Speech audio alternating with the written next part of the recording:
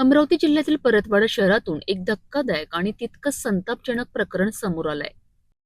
एका तरुणाने अनेक तरुणींना प्रेमाच्या जाळ्यात अडकवून त्यांचं लैंगिक शोषण केल्याचा गंभीर आरोप आहे. इतकंच नाही तर अश्लील व्हिडिओ काढून ते व्हायरलही केल्याचीही चर्चा आहे. आरोपी सध्या फरार असून पोलिसांवर कारवाईचा दबाव वाढतोय. अमरावती जिल्ह्यातील परतवाडा परिसरात सध्या एका व्हायरल व्हिडिओ प्रकरणामुळे खळबळ उडाली आहे. मोहम्मद अय्याज मोहम्मद तन्वीर नावाच्या युवकावर अनेक तरुणींना सोशल मीडियाच्या माध्यमातून प्रेमाच्या जाळ्यात ओढून त्यांचं लैंगिक शोषण केल्याचा गंभीर आरोप करण्यात आलाय. भाजप प्रवक्ता शिवराय कुलकर्णी यांनी हा आरोप करत या प्रकरणाची चौकशी करण्याची मागणी केली आहे. समोर आलेल्या माहितीनुसार आरोपीने काही तरुणींसोबतचे खासगी व्हिडिओ स्वतःच तयार करून ते सोशल मीडियावर व्हायरल केल्याचा आरोप आहे. हे व्हिडिओ अचलपूर, परतवाडा आणि अमरावती परिसरात मोठ्या प्रमाणात पसरले असून नागरिकांमध्ये संतापाची लाट उसळली आहे. विशेष म्हणजे या व्हिडिओमधील तरुणींची उपस्थिती ही स्वच्छंदी नसून दबावाखाली असल्याचा संशय व्यक्त केला जातोय. याशिवाय ब्लॅकमेलिंगचाही गंभीर आरोप समोर येत आहे. व्हिडिओ व्हायरल झाल्यानंतर आरोपी आपल्या कुटुंबासह परतवाड्यातून फरार झाला असून त्याच्या घराला कुलूप लागलेलं आहे. महत्वाचं म्हणजे या प्रकरणात अद्याप कोणत्याही पीडितीने अधिकृत तक्रार दाखल केली नाही. त्यामुळे पोलिसांकडून गुन्हा नोंदविण्यात आला नाही. मात्र तक्रार नाही म्हणून कारवाई नाही असं धोरण न ठेवता पोलिसांनी स्वतःहून पुढाकार घेऊन तपास करावा अशी मागणी शिवराय कुलकर्णी यांनी केली आहे. या घटनेमुळे परिसरात भीती आणि संतापाचं वातावरण निर्माण झालं आहे.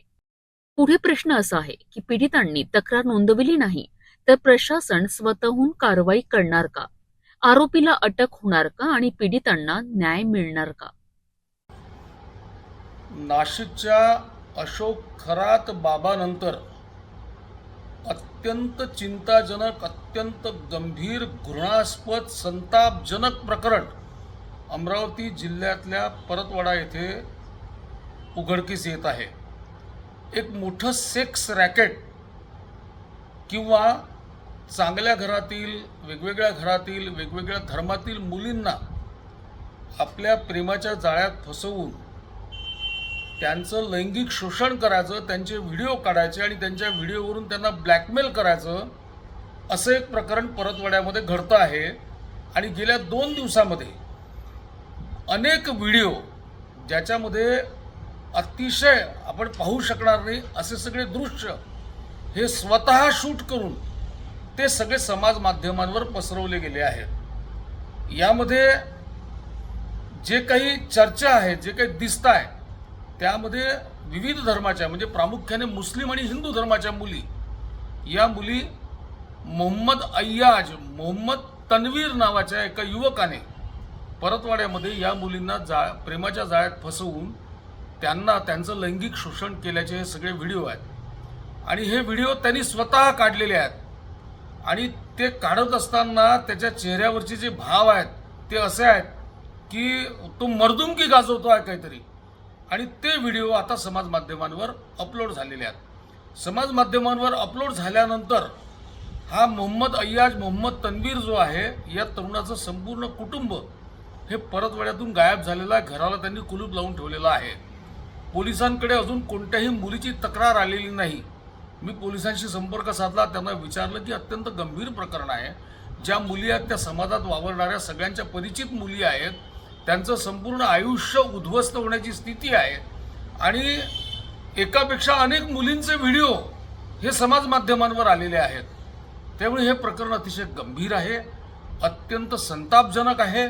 माझी पोलिसांना विनंती आहे, अमरावती पोलिसांना, की यांनी कुठे पाताळात जरी लपला असेल तो मोहम्मद अय्याज मोहम्मद तन्वीर, तरी त्याला शोधून काढलं पाहिजे.